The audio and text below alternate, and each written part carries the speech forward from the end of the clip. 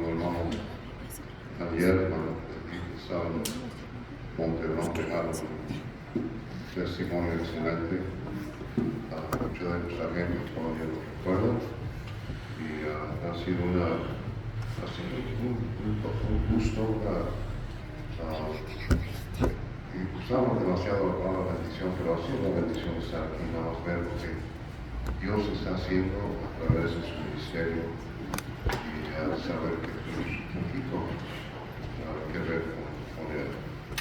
Una vez más, la última vez que vamos a tener los libros, porque mañana nos vamos y nos lo llevamos. La importancia de la predicación. Agradó a Dios salvar a los creyentes por la locura de la predicación. Y esa locura,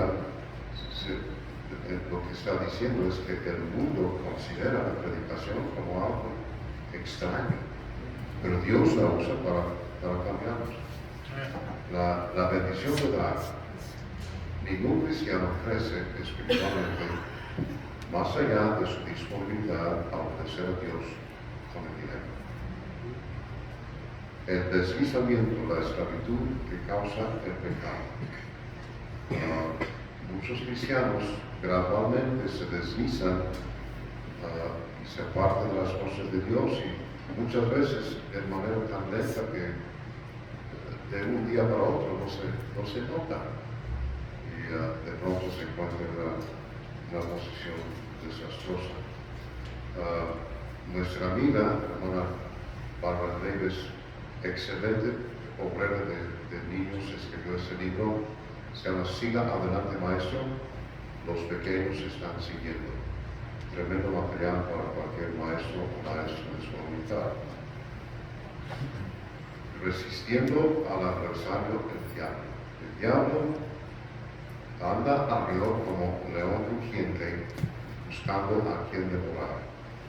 Y él devora, el diablo ataca al que menos se protege. La oveja que se aparta del rebaño es la más vulnerable al ataque del diablo. Hace unos años enseñé una serie de lecciones los viernes de la noche en base de las preguntas que hizo Jesús. Jesús usó la pregunta como una medida, una táctica de enseñar. Interesantes las preguntas que hizo Jesús. Por favor, pase por unos minutos y pase por nuestra mesa. Cuando el pastor estaba aquí en la plataforma con Joy, yo pensaba que iba a hacer una dedicación de como muchas veces hacemos en las iglesias, una presentación, y me acordó de una pareja que tenía su bebé recién nacido y trajo al pastor y el pastor durante el culto oró por el bebé, oró por los padres. No es un bautizo, es simplemente una presentación, una oración a favor del bebé y su familia. Cuando esa familia iba a la casa después del culto, el niñito de 5 años estaba sentado en el asiento trasero y estaba llorando. Y el papá le dijo, hijo, ¿por qué estás llorando? Digo, es que cuando el pastor oró por mi hermanita, él pidió a Dios que nosotros creciéramos en un hogar cristiano, pero yo quiero quedarme con ustedes. Un poco lento ese grupo. Nos da mucho gusto que Modesto nos acompañe en esta tarde. Y él me dio indicación de que se está buscando una buena iglesia. Y yo le dije, bueno, no le dije, pero si eso no te gusta, vamos a recordarte otras en el área que tal vez te gusta. Si yo viviera en esta ciudad, esta es la iglesia a la que yo asistiría sin ninguna duda. Y qué importante es que uno esté involucrado en una buena iglesia y de esa manera uno crece en la gracia. Y hace poco, un pariente muy cercano a nosotros falleció. No tenía relación alguna con la iglesia, no asistía a la iglesia, no tenía pastor, y fue triste el problema que tuvimos para hacer todos los arreglos, porque ella no había desarrollado esa relación con una buena iglesia. Y hay muchas ventajas en estar involucrado en una buena iglesia, aparte del hecho de que Dios nos manda que nos congreguemos en la iglesia. Quiero que abra su Biblia, por favor, en el libro de Daniel, y en el capítulo 3. Y si alguien puede traer una Biblia para esto, o Jonathan, si puede sentarse con él para compartir su Biblia. Gracias.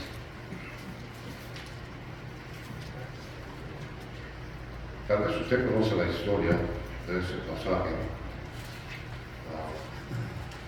Muchos jóvenes judíos habían sido capturados por el rey de Babilonia, los llevaron a Babilonia y estaban tratando de involucrarlos en su cultura, en sus establecimientos académicos.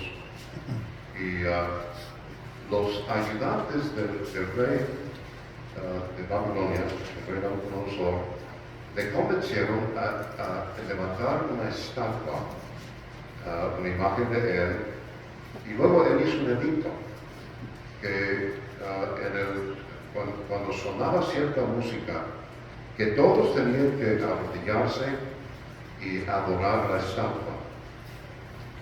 3 de esos jóvenes, Sadrach, Mesach y Abednego, rehusaron cometer idolatría, rehusaron adorar una estatua, una imagen. Y en el versículo 16, vamos a ver el versículo 15. Dice: ahora pues estáis dispuestos para que al oír el son de la bocina, de la flauta, del tamboril, del arpa, del salterio, de la zampoña y de todo instrumento de música, os postréis y adoréis la estatua que he hecho. Porque si no la adoraréis, en la misma hora seréis echados en medio de un horno de fuego ardiendo. ¿Y qué Dios será aquel que os libre de mis manos? Sadrach, Mesach y Abednego respondieron al rey Nabucodonosor diciendo: no es necesario que te respondamos sobre este asunto. He aquí nuestro Dios, a quien servimos, puede librarnos del horno de fuego ardiendo, y de tu mano, oh rey, nos librará. Y si no sepas, oh rey, que no serviremos a tus dioses, ni tampoco adoraremos la estatua que tú has levantado. El asunto más importante en la vida de un cristiano es la salvación de su alma. Que se dé cuenta de que es pecador, que su pecado le tiene bajo un juicio, y ese juicio es muerte. Que el Señor Jesucristo murió en la cruz del Calvario y resucitó para darnos vida eterna. La Biblia dice: el que tiene al Hijo tiene la vida, el que no tiene al Hijo de Dios no tiene la vida. Y luego uno tiene que voluntariamente pedir a Cristo que le salve. Y ese es el asunto más importante en la vida de un individuo. Si usted está aquí en esta tarde y usted no está 100% seguro que va a ir al cielo cuando muera, al final del mensaje le vamos a dar la oportunidad para responder a una breve explicación del plan de Dios de la salvación. No tiene que hablar en público, no tiene que decir una sola palabra de esta gente, simplemente escuchar esa explicación. Pero después de ser salvo, Dios quiere que vivamos vidas realizadas. Y una de las responsabilidades más importantes y a la vez uno de los deleites más grandes que tiene tu pastor es ayudarte a ponerte y mantenerte en posición de ser bendecido y usado por Dios. Aparte de tu salvación, más que ninguna otra cosa, Dios quiere que tú vivas una vida de utilidad, una vida realizada y una vida bendecida. Y a propósito, ser usado por Dios es ser bendecido por Dios. Es más, es la bendición más grande de Dios, ser usado por Dios. Pero me temo que mucho, y tal vez la mayoría de nuestro servir a Dios, es condicionado. Tal vez mucho de lo que hacemos para el Señor es en respuesta a algo que Él ha hecho por nosotros, o en anticipación de lo que pensamos que hará, o que debe hacer, o que pensamos que ha prometido hacer. Y cuando Dios no hace lo que espera de un cristiano inmaduro, se frustra, se desanima y retrocede. Un gran número de cristianos están decepcionados con la forma en que ellos piensan que Dios les ha tratado. A eso se debe la mayoría de las bajas en el ministerio y en la vida cristiana activa. La decepción ha sacado a más predicadores del ministerio y a más cristianos de la voluntad de Dios que casi cualquier otra cosa. Pero la base de la bendición en la vida de Dios no es lo que Jacob hizo y dijo en Génesis 28:20. Escuche lo que dice. Jacob, el patriarca del pueblo de Israel, dice, hizo Jacob voto diciendo, si fuere Dios conmigo, es el requisito número 1. Número 2, si me guardare en este camino en que voy. Número 2. Número 3, si me diré pan para comer.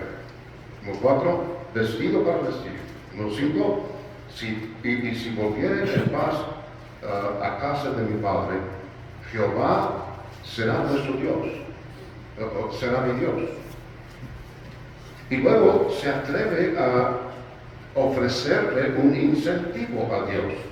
Dice, y esta piedra que he puesto por señal será casa de Dios, y todo lo que me dieres el diezmo apartaré para ti.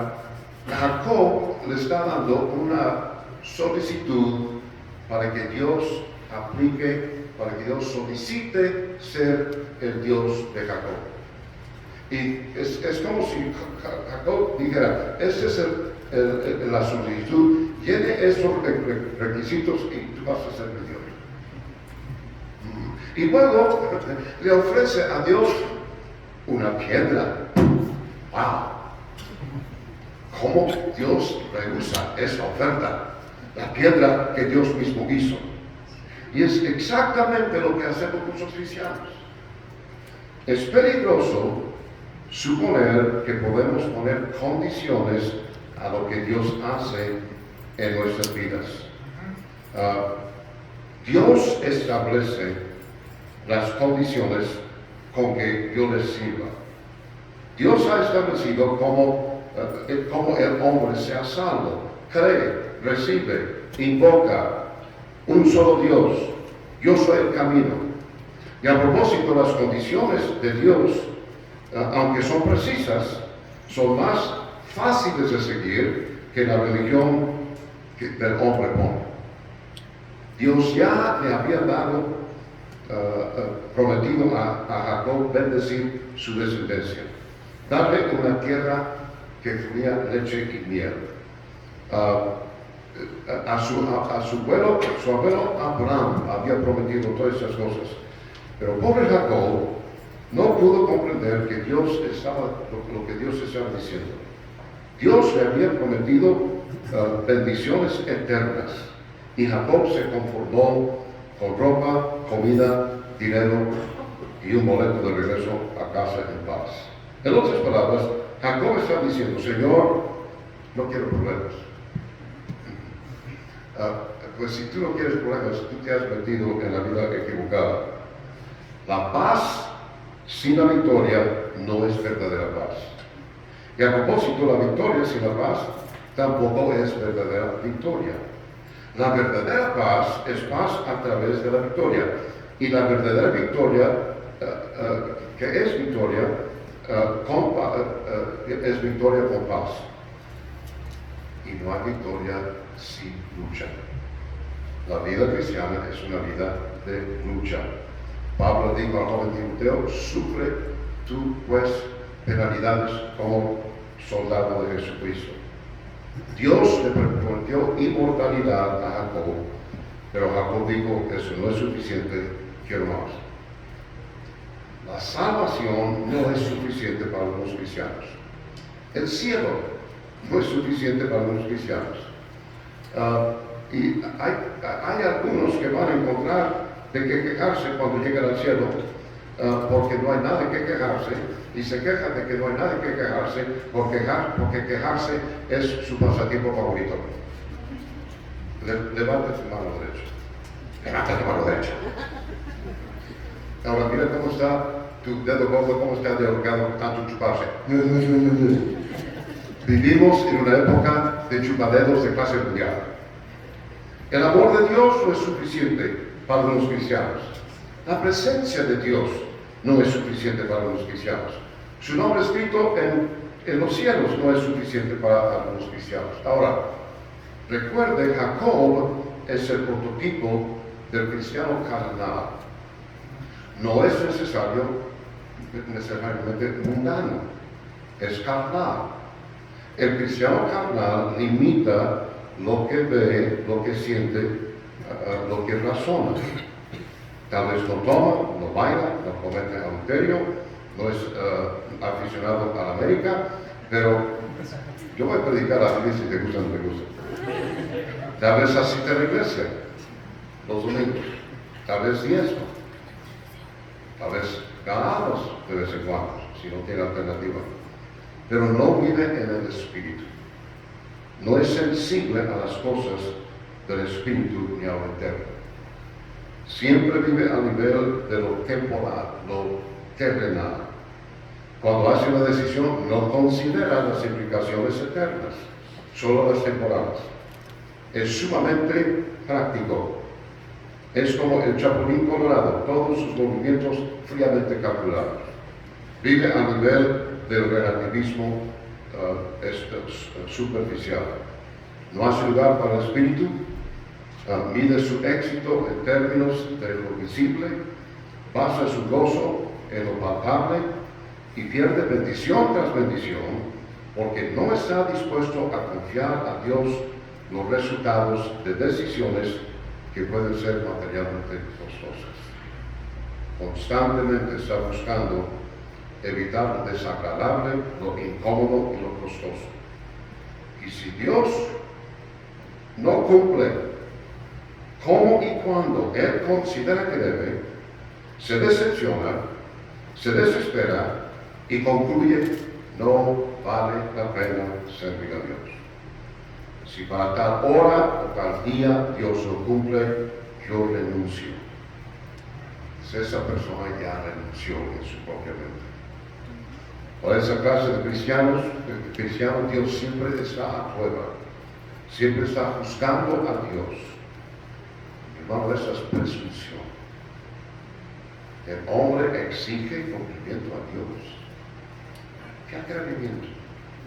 ¿Y cuántos cristianos venden bendiciones eternas por chucherías? Cambiamos oro, plata y piedra preciosa por piedras de fantasía.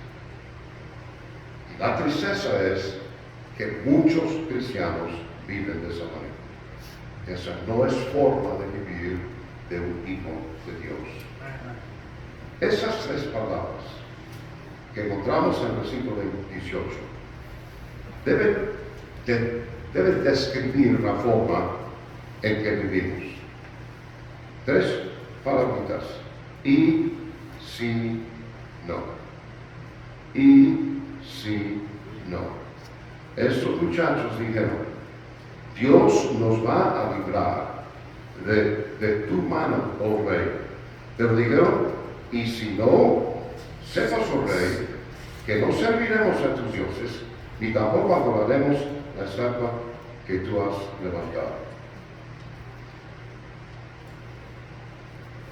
Mi Dios pues suplirá todo lo que os falte. Y si no, a propósito, Dios sí suple lo que nos falta. Mas buscar primeramente el reino de Dios y su justicia, y todas esas cosas os serán añadidas. Y si no, a propósito, Dios sí nos da todas las cosas añadidas.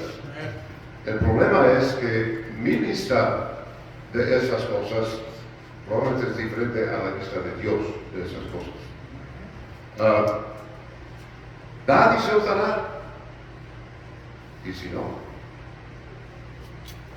cada año nuestra conferencia misionera, yo les digo, les explico a la gente los principios